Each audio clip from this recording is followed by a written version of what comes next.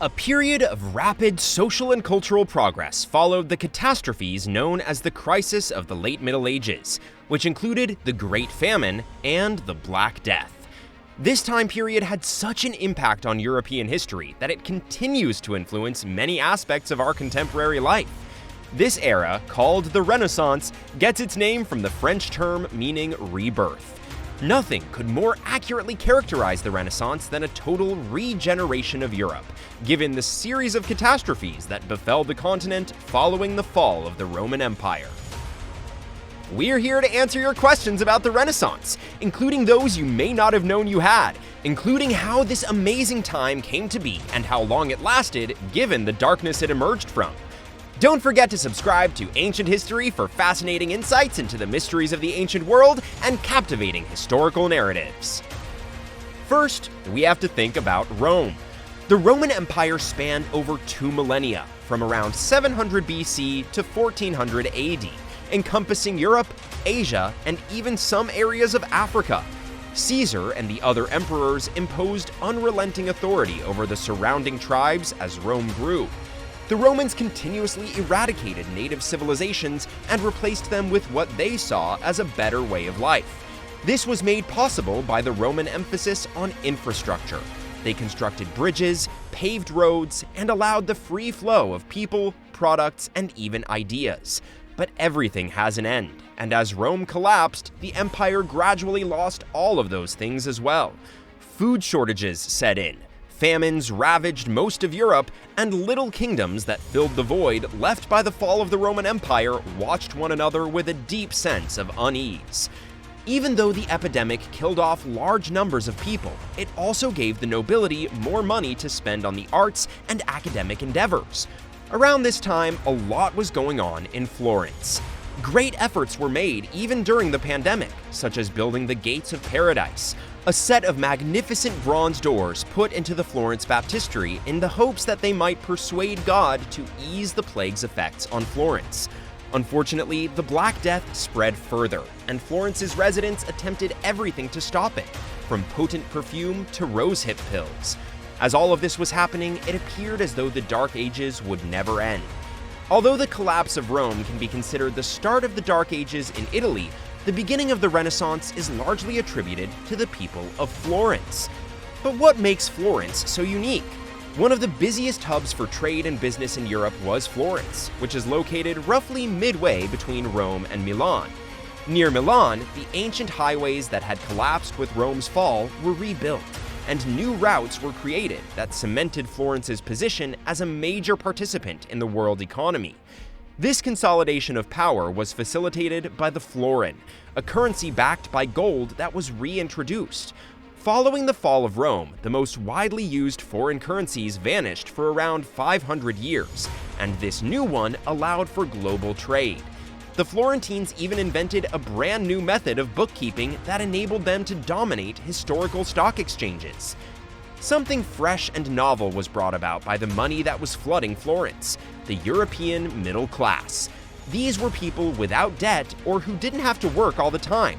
Once more, young people in Florence were interested in studying philosophy, the arts, and even the natural sciences.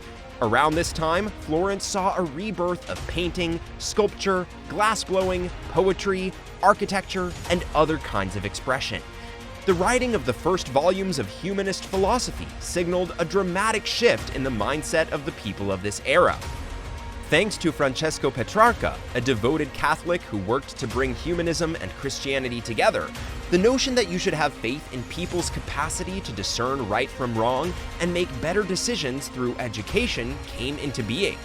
Because of the impact and popularity of his writings, he was recognized as an official poet of Rome and given a laurel wreath. Men with their own unique skill sets of painting began to emerge when artists such as Petrarch delved deeper into the more nuanced aspects of human experience. People like Giotto di Bondone produced paintings like The Life of Christ, which shifted popular painting styles away from the harsh angularity of the Byzantine era and toward organic forms and rhythms. The Dutch were experimenting with oil paints far from Italy.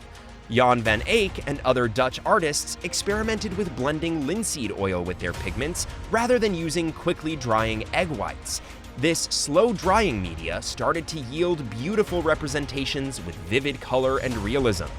His status as one of the century's most important artists was cemented by creations such as the Adoration of the Lamb.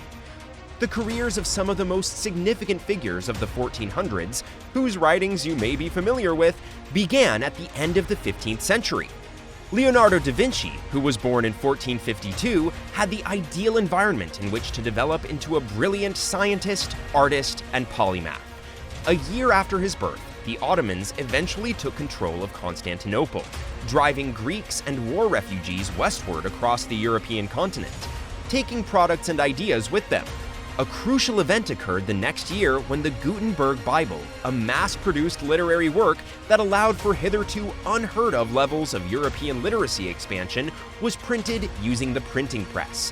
The Florentine Renaissance reached its pinnacle when Lorenzo the Magnificent Medici brought the Medici family into power in Florence. During this illustrious period, Da Vinci studied sculpture and the art of working with precious metals under Andrea del Verrocchio in Florence. Da Vinci started his professional career 1 year after Lorenzo the Magnificent assumed office. This career would result in some of the most well-known artworks ever created. The Last Supper, the Vitruvian Man, and the Mona Lisa all allude to the amazing medical and anatomical illustrations that Da Vinci eventually created. Exploration was one of the most significant innovations of the 15th century. During the final quarter of the 1400s, sailors made some of the most important discoveries. In 1492, Columbus made landfall in the Bahamas, while in 1498, Vasco da Gama accomplished his goal of reaching India.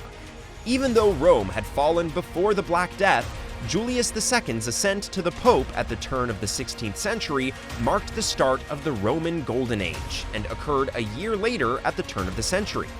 Henry VIII came to power in England 5 years later, and this paved the way for the Reformation, a religious movement that split Europe in two irreversibly. This division was caused by earlier humanist ideas, as well as the Siege of Rome, which stopped Henry VIII and Catherine of Aragon from divorcing. Elizabeth Tudor's ascension to the English throne in the middle of the 16th century relieved tensions brought on by the Reformation. This ushered in England's own Golden Age, bringing with it educational reforms that sustained the Renaissance's Enlightenment in England and spreading her influence to partially fill the power vacuum left by the conclusion of the Italian Wars, ushering in a new era for Europe.